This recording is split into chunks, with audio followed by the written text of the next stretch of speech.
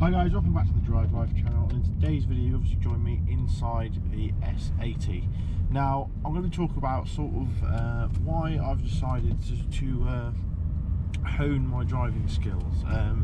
Involves basically becoming an advanced driver with the Institute of Advanced Motorists, and I'll go into all of what that's about and everything. But yeah, I just thought I'd bring you along on a drive that I do every day because the scenery is stunning. I'm certainly very lucky to be living in a place as stunning as this. This sort of since I've moved house, this is the new daily drive, as it were. And yeah, I just thought I'd bring you guys along and talk about the sort of my reasoning behind investing a lot more time into practicing and sort of improving driving. So yeah, we'll get out onto the road here. There might be a few sort of times where I stop talking. It's probably because I'm concentrating. But my drives to work are some of the most relaxing times that I have in a day, especially in the S80. Obviously, it's a fairly it is the ultimate daily driver in terms of the fact it's comfortable. We've got the aircon on because we're 14 degrees, but it feels warmer. As you can see, it's a bit wet, so we've got the automatic wipers on, and it's a very lazy drive in the way that you can just stick the cruise control on and amble through the countryside, and you can just enjoy some mega scenery. As you can see, we're in sort of a bit of a basin here, where everything is much more green. It has rained every day since I've lived here, which has been a slightly bizarre sensation, but yeah, this is my time that I have every day to relax, drive to work in comfort, and the sort of driving style that I've adopted is getting me much better fuel economy as well. Averaging, well, we've got 39.8, but that's because you have to come up hills to get home, so you're looking at 45 mpg on this journey, which isn't bad for twisty, hilly A roads. So let's get into why I've decided to study driving a bit more. I think it's something that we do every day and take for granted. It's certainly something that if you do a commute like me, you take the road for granted. You know everything about the roads, and that's when unfortunately a lot of people get into the most accidents. Most accidents happen within 3 miles of someone's home, and that's because they become complacent, lazy, and think they know exactly what's going to happen, when actually they don't. So for me, as I do quite a few miles a year, I've done, even with COVID, around 18,000 miles in the last 12 months. Probably not that much actually, but yeah, I do cover fairly decent mileage. I like to put miles on the car. It doesn't bother me at all, and I enjoy driving. And it's something that I think a lot of people need to practice, and perhaps don't. They assume that once you've got your driving license, you are a perfectly competent driver, which is the case for quite a few people. But we lose more people to car accidents than we do sort of any other accident ever.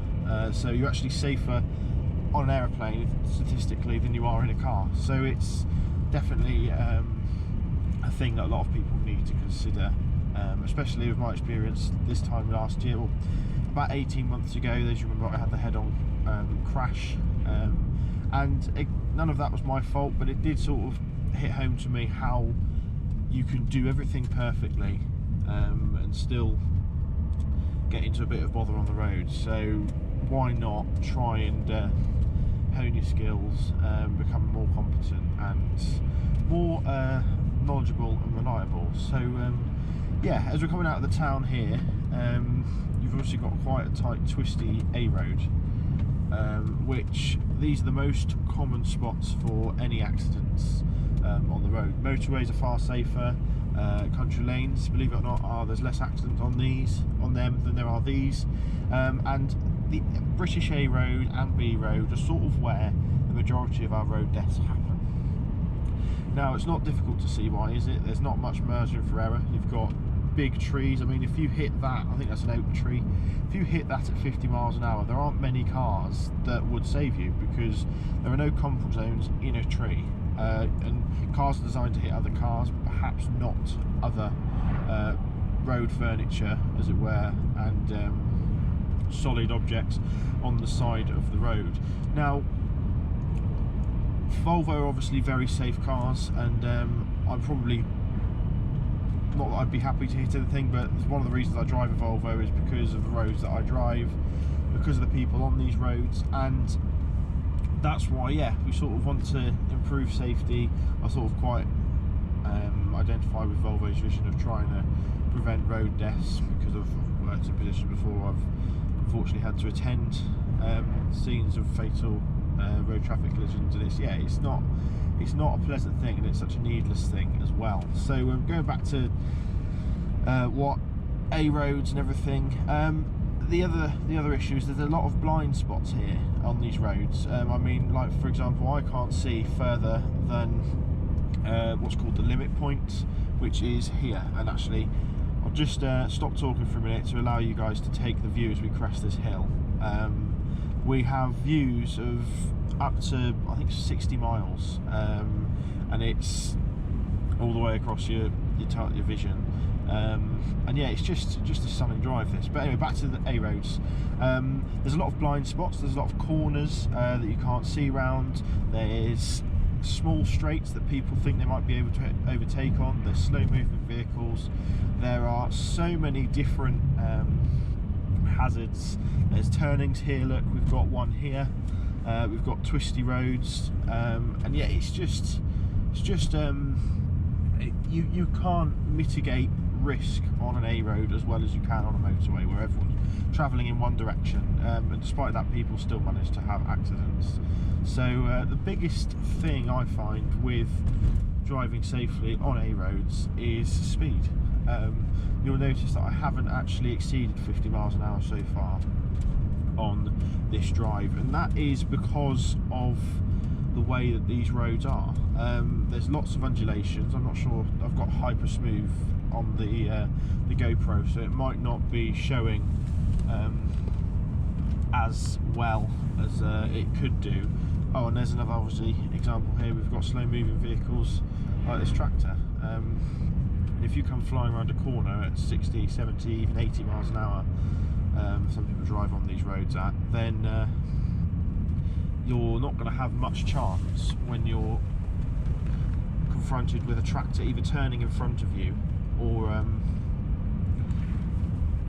yeah, just getting in your way. So it could even be travelling in the same direction as you, but if you're doing 80 miles an hour and they're doing 20, you've got to lose 60 miles an hour very quickly, which often isn't possible.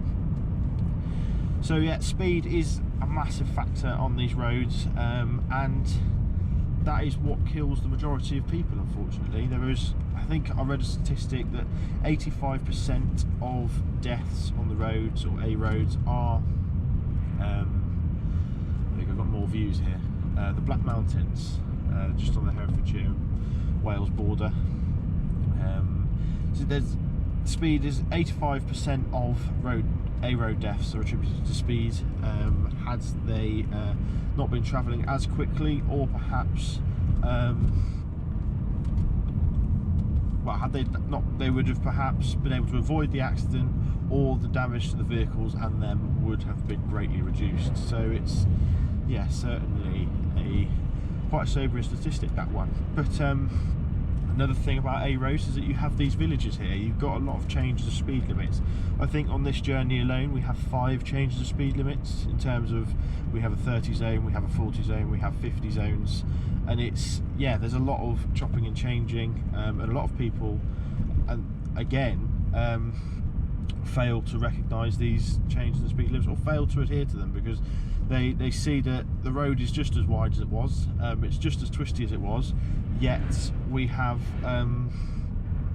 a lot more hazards in these areas. Obviously, you've just seen tractors there, you've seen this digger. Imagine hitting that, imagine hitting the front of that bucket. It's going to come straight through your windscreen, and I don't care how safe your car is, this glass is only so strong, and it's not going to be long before you're in a lot of bother after hitting one of those. So yeah, as you can see, we've got parked cars just parked down the side of the road here, and there's always lorries and everyone having arguments about who's going to go through and who's not. But again, in these sort of built up areas, it's just slow down and take it easy. Use it as a, imagine you're in a pit stop for a Formula 1 race and you wouldn't go flying flat out past a load of people, and essentially this is what it is. We've got a school up here on the left, look, with the signage, and I'll discuss at a later date about what we can look at in terms of our surroundings and how we need to modify our driving to that. But yeah, today's video is just sort of a brief introduction to the things that we can consider, with a heavy emphasis on A roads and speed, as we're on one.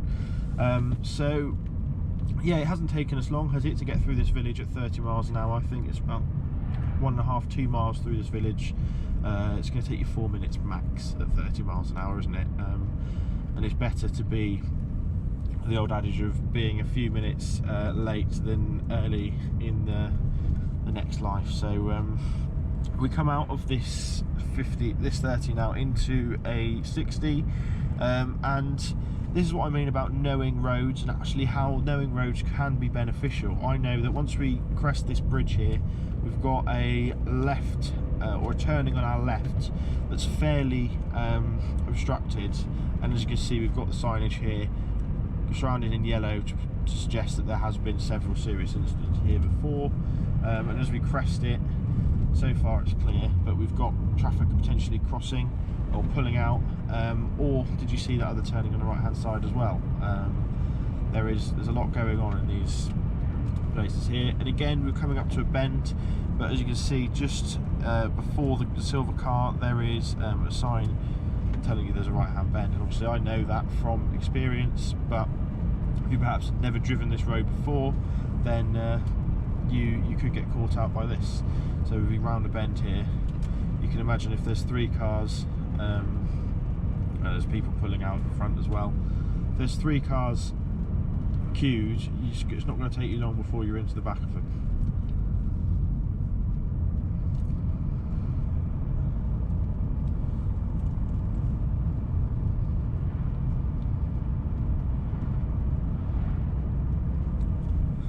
Now we're on, there we go, there's another example of some of the bizarre vehicles that you can find on these roads. And again, these vehicles don't have crumple zones, so again, if you hit them just like a tree, you're going to get impaled by things and things like that. It's just not a pleasant proposition, is it really? And we've got a queue of traffic here, we've got traffic lights, brake lights. Now the fact that they've all accelerated the way suggests that the light's green, and it is, so I'm going to move over early and squeeze through. As it was still on yellow, it would be alright.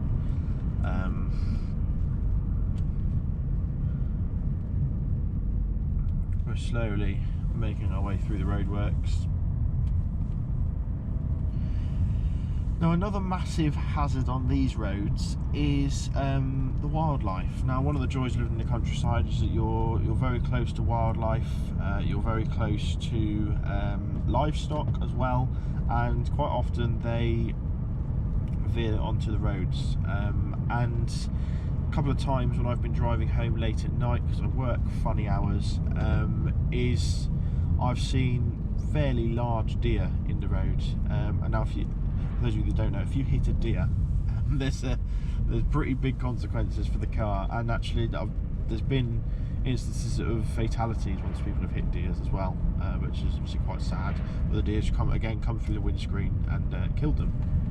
So yeah, it's another thing where you just sort of, once you read into this sort of stuff, you just got to adjust the way that you drive, adjust your mindset, because again, the difference between hitting a deer at 50 and 60 is the difference between you perhaps, or the difference of you coming around a corner at 50 or 60 is the difference between you writing your car off hitting a deer or not. and it's essentially on these roads you just need to try and account for everything. Imagine the most crazy scene that you can, and imagine that's going to be around the corner, and what are you going to do to mitigate that sort of dangerousness. Now, as you can see, we're in a 50 here, but we're actually only doing about 35, which is very common on these roads. And one of the biggest things that causes accidents is people's frustration. They don't want to be stuck behind vehicles like this travelling slowly, or they don't want to wait. Now we might encounter this here with the Fiat. Oh, let's just stay behind that truck, so I'm thankful for that.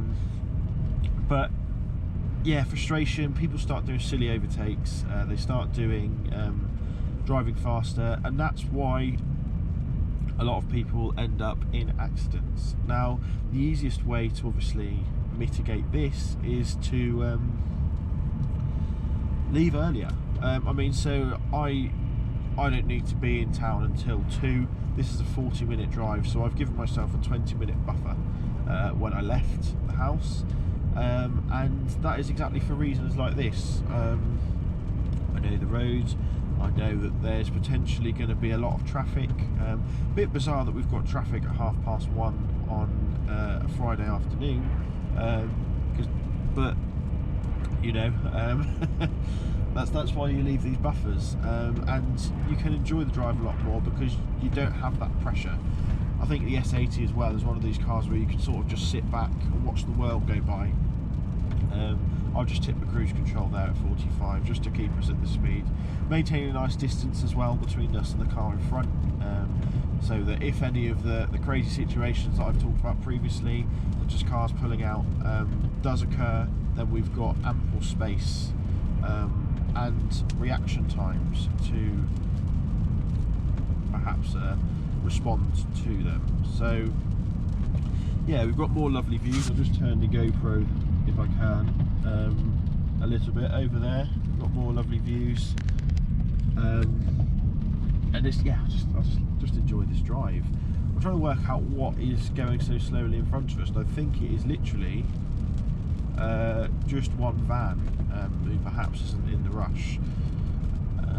Quite rightly, because obviously that's when accidents happen, but we've got a vehicle there as well that we just need to be wary of, and the lay-bys, lots of lay-bys on fast stretches of roads, and people underestimate the speed that other people are travelling. If that Mazda there is travelling at 90 miles an hour and that truck tries to pull out because he thinks he's just coming around that corner, he's going to be up on him much quicker than he initially expects, and again potentially causing another accident. So yeah, you can see where I'm going with this, can't you? There's basically anything on the road could kill you. But if you plan and think like that, again, we've got a yellow sign here suggesting that there's a concealed turning, and there has been accidents here before, and you can just about see where there's that box on the left hand side where that turning is. But realistically, if you didn't know that this road, we've got a car approaching here, so ready to brake. It's just, yeah, being on your guard all the time. But although they make it sound like it, driving is a very enjoyable experience, isn't it? And I think that's why a lot of people like driving, and a lot of people buy sports cars, because you can enjoy driving, and yeah, it is something that I think you should enjoy. But these, yeah, enjoy safely, because you're not going to have a good day, are you, if you're in an accident? It's not going to be fun anymore. So I know now we've got a farm shop up on the left hand side where a lot of older clientele go to, so I wouldn't be surprised if we had a couple of people turning off in this queue, and typically now they're probably not going to, are they? No, but that's usually where you get a lot of accidents, is people rear-ending other people as they're trying to turn off because they're not paying attention. Got a couple of cars behind turning into there, and you'll see this Suzuki is indicated exceptionally early to let people know he wants to go in there. So yeah, let me know your guys' thoughts on sort of driving and driving safety? Are you one of these people that's flat out everywhere? There's nothing wrong with that, provided you're doing it fairly safely.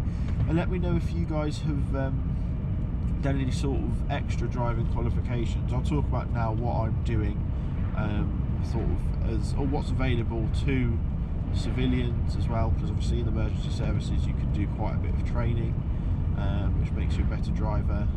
But from a civilian point of view, what can you do to get better at driving? Now, the route I have gone down is the Institute of Advanced Motorists. There's also the ROSPA as well. I can't quite remember what their acronym is. Road something Safety Partnership Association. And I'm gonna sneeze. Oh. And for me, I chose IAM because it was sort of the one that everyone knows. ROSPA is perhaps less well known. I thought IAM would be a good start so far.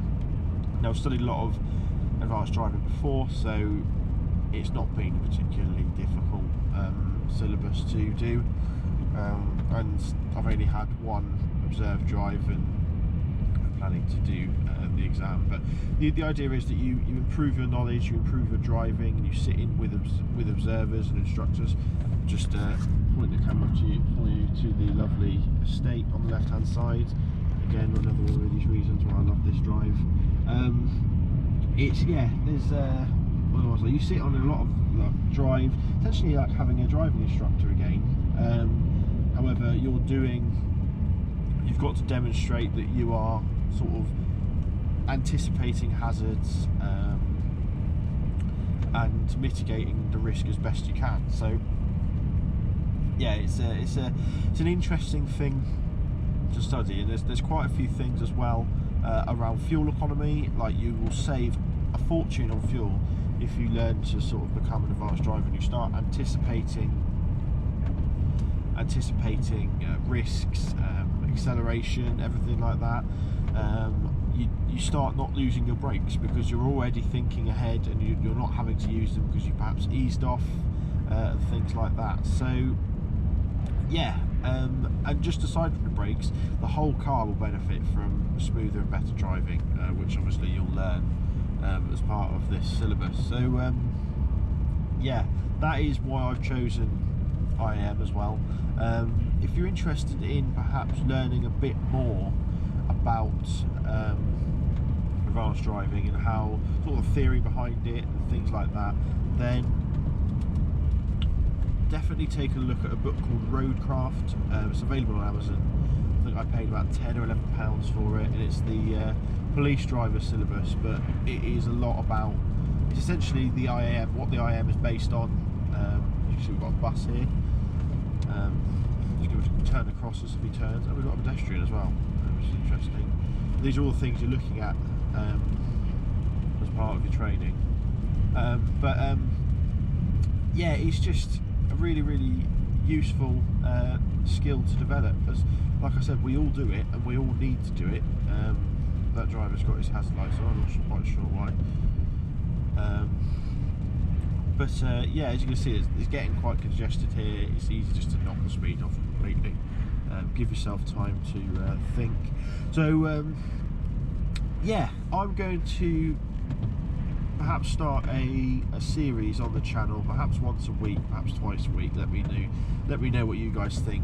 Sort of dedicated to driving tips for your Volvo, obviously, although it is obviously applicable to any car. And also I want to stress the fact that these driving techniques are applicable to any country. I've got quite a wide international following, or quite a decent size of a decent proportion of you guys are from perhaps other countries other than just United Kingdom. So a lot of these tips aren't just for the UK roads, they're just for roads in general.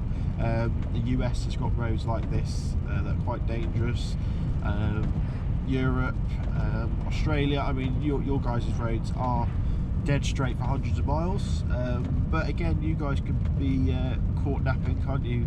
You think you know the road, you're travelling on quite happily, or whatever the speed limit is, and someone pulls out in front of you and you genuinely almost didn't see it coming. It's, yeah, these driving techniques are applicable to everything. So yeah, that's sort of the general gist of what I want to do with these videos, is just to help you guys learn a little bit more. And it might be that you decide, having watching these, that you don't really want to study it, but you're quite happily watching these videos and picking up a few hints and tips to perhaps get better fuel economy, or drive safer, or change the way you drive, all sorts of things like that. And unfortunately this one has been a particularly slow drive today. It's not usually like this. Oh, there's a big helicopter there. It's not usually like this, so it's just typical, isn't it? As soon as I've got the GoPro in the car, that we are having a particularly slow day. Not sure what that helicopter's doing. We've got obviously the SAS military camps very close to here in Herefordshire, so could be something to do with that. But yeah, thanks for watching. Don't forget to like, comment, subscribe. I'll wrap it up here because it's probably going to be quite a long video, and I will see you in the next video. Cheers.